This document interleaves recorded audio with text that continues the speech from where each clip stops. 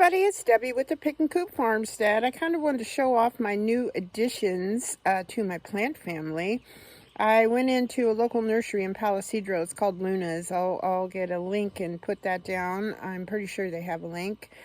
And it's a family-owned nursery there right in downtown Palisadro. It's awesome, and the guys that work there are super friendly, super knowledgeable, and it's actually a beautiful place to go. So hold on, let me show you what I got.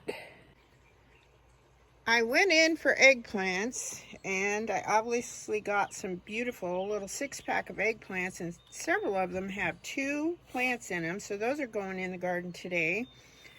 Then I got some live lemon balm. I'm trying to grow it with roots, but it's just not taking hold. The plant itself, being in water, is grown like 3 inches, but it's just not getting any roots so I can plant it. And then we got to talking about all the herbs he had in there, and he had this big beautiful lemongrass plant. So I think I'm going to put the lemon balm and the lemongrass in one of those big blue mineral tubs out there, because they can get quite large and multiply, so they'll be in containers. But I'm super excited about it. So now we're going to go out to the garden. All right, so I got my little eggplants. These are little fingers. They're these long, little slender ones. So we're going to try those and see how we come out. I'm going to plant them kind of close together, right up next to these other ones. 3 of the 4 I planted that the aphids got to turned out pretty good. So the others, there's one that didn't. So we are going to pull him out today and put one of these little beauties I got from Luna's in there. And I've watered these holes in. I'm going to pinch that leaf off of him. And I know I'm planting them kind of close together, but let's see, there's half of these guys, I'm going to put the tag right here, have 2 plants in them, which is, look at this. So I'm going to try to gently tease them apart. I don't know that that's probably a good idea with these guys, but I'm going to try. Ooh.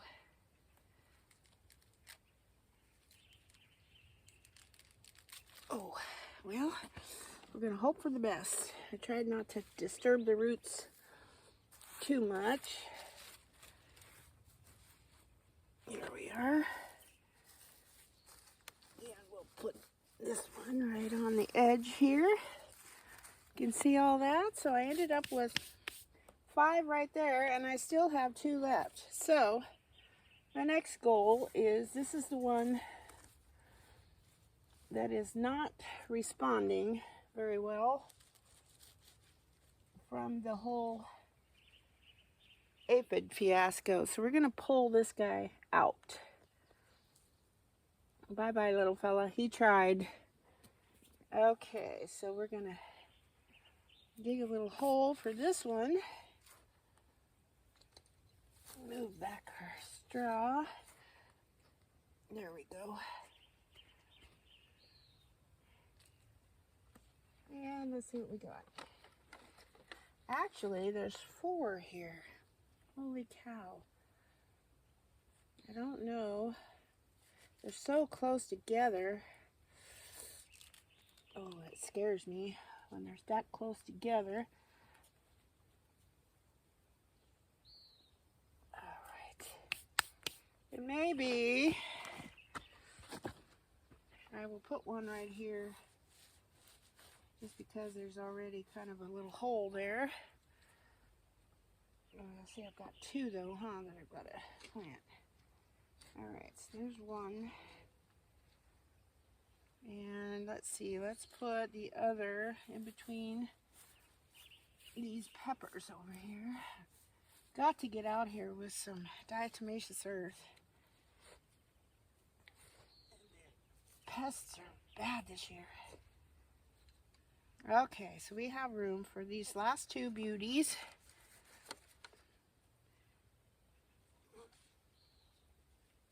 Come on, little fellas. Well, I tell you, if all these flourish and produce, we're going to have eggplants aplenty.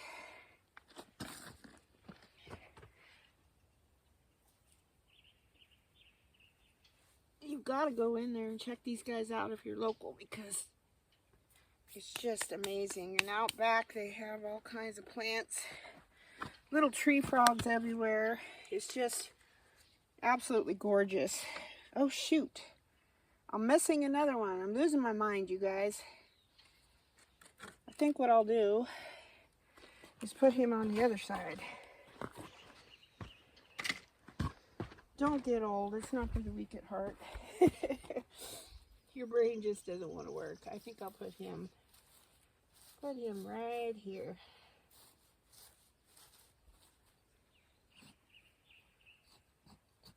I didn't water these holes in, but I think they'll be all right. Okay. It's nice soil that they're in. Okay, so I'm going to water these guys in. Put the straw around them. That's a lot of eggplant. I'm not a big fan of eggplant, but I really like baba ganoush, which is like hummus if you've never had that. Instead of chickpeas, it's made with eggplant. I had that in a Lebanese restaurant one time, and I've always heard of it, but I've never eaten it, and oh boy is it good. There is a little local restaurant in Reading. It's almost like a cookie cutter place when you walk in. Super nice people, but you can get hummus, you can get baba ganoush, you can get flatbread, all that yummy stuff. If you've never had that type of cuisine, you need to try it. It's absolutely delicious. The only thing I'm not a big fan of is lamb, and I've tried it. I even tried it when I was in Portland at that Lebanese restaurant, and everything else that they made is absolutely delicious. I'm just not a big fan of lamb. I don't know what it is. It's just got this gamey taste to it. Alright, we'll just cover these guys around. There we are. Put a little more. My mustard's doing good, but it's kind of getting eaten alive too. It's just like, wow, everything this year is just getting munched. Okay, so that takes care of that. Okay, now what we're going to do is I filled up my bucket with the rest of the way with dirt, kind of about to this line here. And smooth it out a little bit. This is where my red potatoes were. And I've got my little jar. I emptied the water out, but look at all these roots. These are my sweet potato slips that I grew off of two. They're like a white sweet potato. I don't know the brand name. Sweet potatoes last year. So what we're going to do is kind of tease the roots apart gently. I'm going to make a hole. Let me raise the camera up just a hair. I think it'd be easier for you guys to see. There, I think that's better. Then what I like to do, now you can see the roots are all the way up to the top here. Let me show you. There you go. Then I just take the handle of my little shovel, push it down in the dirt, and then you just stuff your little roots down in there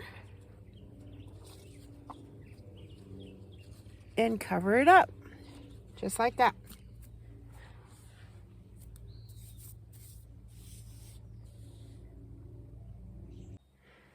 All right, sorry about that. We have a heavy equipment mechanic here working on our tractor. So then I'm going to put one across the way. Now these buckets are pretty good size. I think last year I planted maybe 6 of these guys in one. And you take them out, same process, tease them apart, poke them down in your hole. Just ignore Johnny, he's doing his dogly duty by protecting me from the mechanic who has been here several times before. And then we're going to do that. And I tell you what, folks, once you get these things going, and then I bring them in the house, store them in my mud room, and they will store, obviously, all winter, and eat them, obviously, but I always save out a few. They say to save the biggest and the best of the bunch. I just grabbed what I had left. I didn't think about it when we were eating them. Then you're sure to get a good, bigger potato crop, and that's true, I think, of almost anything. And then you're just going to put the roots in, and then what I'm going to do later is I'm going to raid my I'm going to water, excuse me, not raid, but water my worm bed. And then get the worm juice or fertilizer out of there and water these guys in, because I'm out of my handy dandy little Milorganite that I use, which is good because I want to switch over to worm tea is what it's called. And then I use also fish emulsion, which is pretty stinky stuff, but it works great and it's all organic. So I'm trying to get as organic as I can. The Milorganite, I haven't done that much research on it, but it is, I don't believe it's organic. It could be, I don't know. I should know that, but I don't. This is a big guy. Put him right down in there. Try to get all the roots down in there. Cover them up. And these guys love it when it gets hot, so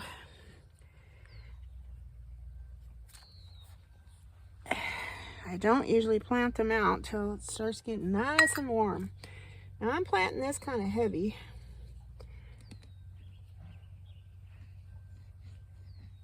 There we go. Because I have another jar in the house.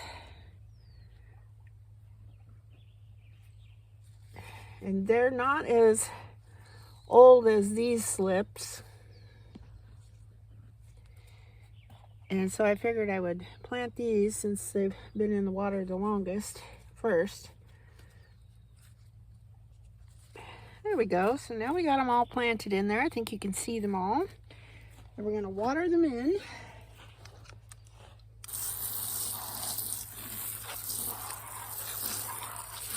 I'll put some pine straw around all these guys. Keep them cooler and wetter. There we go. So you gotta figure they've been in water this whole time, so they've been super as wet as you can be. So you gotta water them really good. Okay, so that is all there is to planting potato slips. Okay, now we're at the end of, this is all Hubbard squash, the princess pumpkins, Hubbard squash, and then my little sweet pie pumpkins. But I have some room at the very edge here, and I would like to plant these mammoth sunflower seeds. They're kind of gorgeous. And at the end of my beds, it's kind of a dream to put sunflowers in. So we're going to go along and we're going to do that today. It says you need to be 1 inch deep, not to go past 1 inch deep. Takes about 4 to 6 weeks for them to germinate, which actually happens a little faster, in 14 to 21 days. You have to keep it moist, I'm sorry, for 4 to 6 weeks. And they get up to 7 to 12 feet. And I planted, not this particular brand, this is American Seed. Planted them last year, and we got these big, beautiful sunflowers. So I'm going to go along, and I'm going to poke holes here. And the seeds, as you can see, are relatively small for such a big sunflower. And there's 1, 2,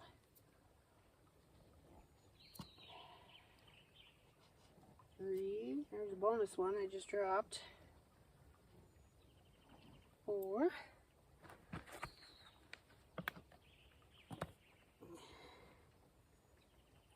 5.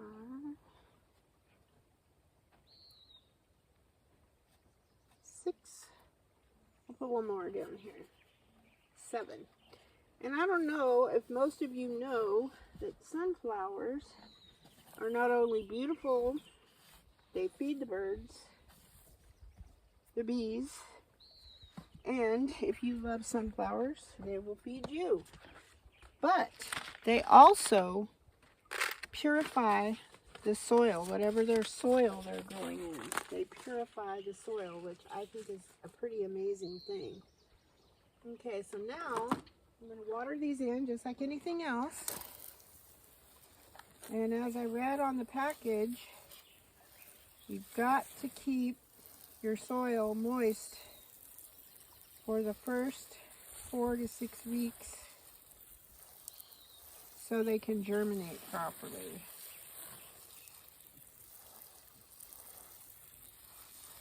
And that is all there is to it. We're just watering them in really well.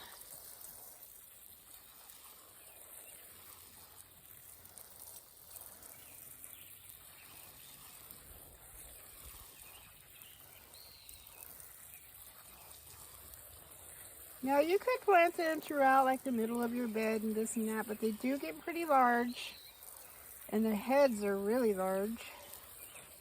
And they could possibly shade your other plants that you have in your bed. So that's why I just started growing them last year, so I'm not an expert by any means. If anybody has expert advice, you can pop it in the comments. It's always appreciated. But I just put them on the edge of my beds last year. And the gophers got all of them except for about 6 on one end. And they were absolutely majestic. They were. I'm just kind of squish this back over just a hair. I don't want to put it all the way over because as they start coming up, you don't want to hinder their popping up through the earth. So that's what I'm going to do today. And I'm going to go around, and if there's any room at the edge of my beds, I'm going to pop some sunflower seeds in there and see how that works out. Now I'm going to go around and water the rest of my garden, and if I get to it, I'm going to add it to this video. But if not, I hope the sun is shining where you are, and I hope you have a great day. But I do want to show you something really quick. You might ask, what in the world are you doing with these CDR discs? Well, I don't ever use them anymore. I used to download music and different things on them and back things up. But I have this whole thing I haven't used in I don't even know how many years. And I was going to put netting over my strawberries to deter the birds. But I've been reading that pie tins and these guys, because they're shiny, kind of do the same thing. So I want to put a post at one end of the bed and the other end of the bed so it can run the full length, and then put a string across the top, and then my goal is to hang these down with my strawberries. I figured that way I don't have to mess with the netting so much. So I might just make that a separate video, but who knows. We'll see how far I get today. I just play out here till it starts getting really hot, and then I go in the house. So again, I hope the sun is shining where you are today, and I hope you have a great day, and I'll talk to you next time. Bye-bye.